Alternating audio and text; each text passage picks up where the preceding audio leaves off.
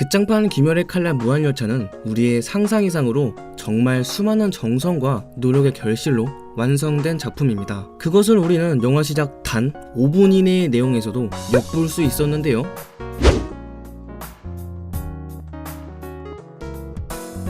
자, 영화는 기사일대의 수장 우부야시키 카가야가 기사일대원들의 묘지를 배회하는 장면으로 시작됩니다. 이 장면은 원작에는 담기지 않은 오리지널 씬이지만 이 오리지널 씬은 나름의 큰 역할을 맡고 있었는데요. 이 극장판을 시청하신 분들은 대부분 전작의 TV의 1기 혹은 원작을 시청하셨던 분들이지만 의외로 전작 1기나 원작을 일절 보지 않고 극장판만 즐기고자 극장을 찾으신 분들도 있으셨습니다. 그런 분들한테 이 오리지널 씬은 중요한 역할을 하고 있던 것이죠. 바로 귀멸의 칼날 작품 전체적으로 내포되어 있는 어두운 무게감을 느끼게 해준 것입니다. 이 묘지에는 정말 셀 수도 없는 많은 이들의 묘비가 세워져 있습니다. 그리고 카가야는 더 이상의 희생을 막기 위해서라도 자신에 대해서 모든 걸 끝낼 각오를 밝히죠. 오니를 상대한다는 것은 결코 쉽고 간단한 것이 아니며 그 과정에서 정말 무수한 희생자들이 나온 걸 알 수 있는 부분입니다. 이 극장판으로 귀멸의 칼날을 처음 접한 분들도 이 작품이 단순히 오니를 무찌르며 성장해가는 밝은 소년 만화가 아니라는 걸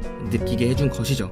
자, 처음 접한 분들을 위한 유포 테이블의 배려는 여기서 끝이 아니었습니다. 호들갑을 떨거나 울상을 짓는 제니츠의 모습, 천진난만하고 무식하게 달려들려는 이노스케의 모습, 어르신들을 도와주며 다정한 미소를 짓는 탄지로의 모습, 이렇게 그중 초반에는 주연 캐릭터들의 성격과 개성이 한눈에 알아보기 쉽게 담겨 있었습니다.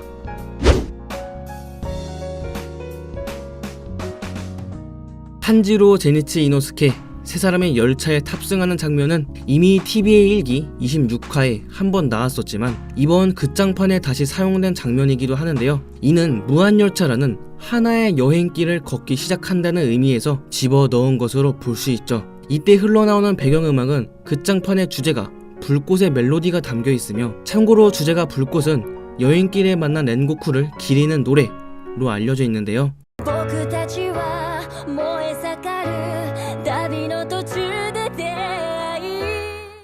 여행을 시작하는 초반 도입부에 불꽃의 멜로디가 담긴 배경음악을, 여행이 끝난 뒤 렌고쿠를 떠나보낸 후반부에는 불꽃 주제가가 흘러나오며 완벽한 기승전결을 이뤘습니다.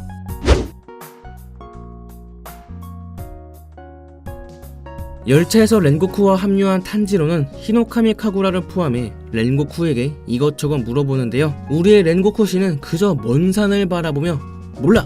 단답을 내리기도 하고 탄지로의 이름을 틀려버리죠. 절대 남을 무시하는 것이 아니라 그 특유의 두뇌 회전력으로 빠르게 결정을 짓는 습관 때문입니다. 참, 이때 언급된 마조구치라는 소년, 아마 렌고쿠의 츠구코 혹은 동료 대원 중 한 명인 걸로 보입니다. 자, 이렇게 다소 일방적이었던 두 사람의 첫 만남, 이제 두 사람이 헤어지는 순간을 살펴봅시다. 렌고쿠는 탄지로의 두 눈을 바라보고 또한 탄지로의 이름을 부르며 자신의 전원을 남깁니다. 이렇게 완전히 대조되는 앞뒤의 모습은 탄지로 일행이 승객들을 지켜내는 모습을 목격한 뒤 그들을 인정하고 믿을 수 있게 된 렌고쿠의 진의를 담아냈습니다.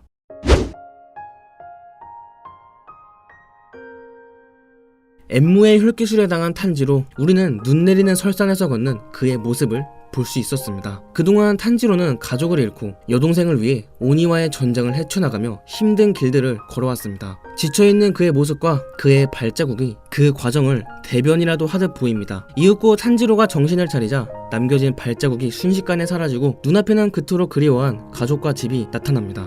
바로 탄지로가 현실을 잊은 채 행복한 꿈으로 완벽히 빠져버리는 순간이죠. 자신의 본능과 네즈코의 도움으로 꿈이라는 걸 자각한 탄지로는 가족을 등진 채 다시 눈 내리는 설산으로 뛰쳐나갑니다. 눈보라 속을 달리는 그의 모습은 꿈속에서 처음 눈 떴을 때의 장면과 이어지며 결국 현실로 나아간다는 것을 그려냈습니다.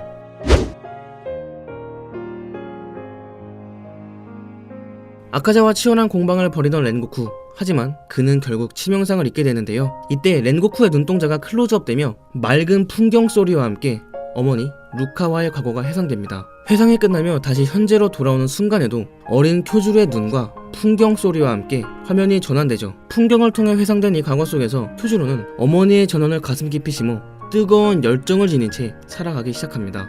일본에서는 뜨거운 여름철에 풍한과 풍량, 즉 바람이 불어오는 것을 감지하고자 풍경을 사용한다고 하는데요. 원작은 그냥 단순히 과거의상으로 장면이 전환됐지만 극장판은 렌고쿠의 이미지를 감정적으로 나타낸 풍경 소리를 통해서 과거 회상이 보다 더 매끄럽게 전개됐습니다.